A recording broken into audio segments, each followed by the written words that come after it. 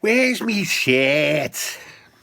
I touched on yesterday the hard right, the far right, and the woke left. Antifa. Now, I fall down on the side of the woke left and Antifa. But you'd think to look at me, I could pass for far right, hard right. Or could put the old Essex estuary accent on, London, Essex, London. And I could mingle amongst Tommies men in September. But I'm not going to do that.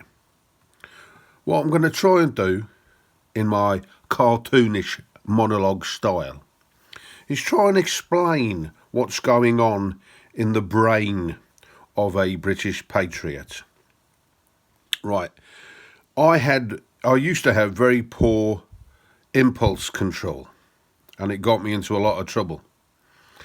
I must have had a very small prefrontal cortex, and I used to operate from my limbic system at the back here.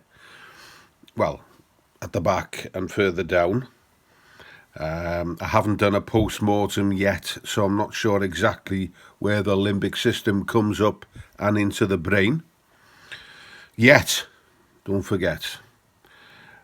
And so I used to be a bit of a caveman, especially on a Friday, Saturday night, on the booze and it.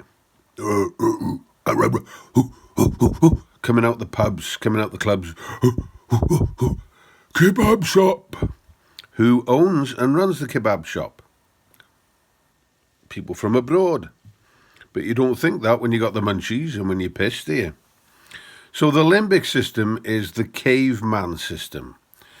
And a lot of the far right, the hard right, the British right are cavemen.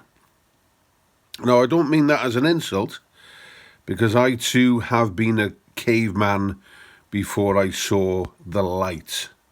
You have to do a little bit of reading and research around the topic of Britain and the British and the upper class.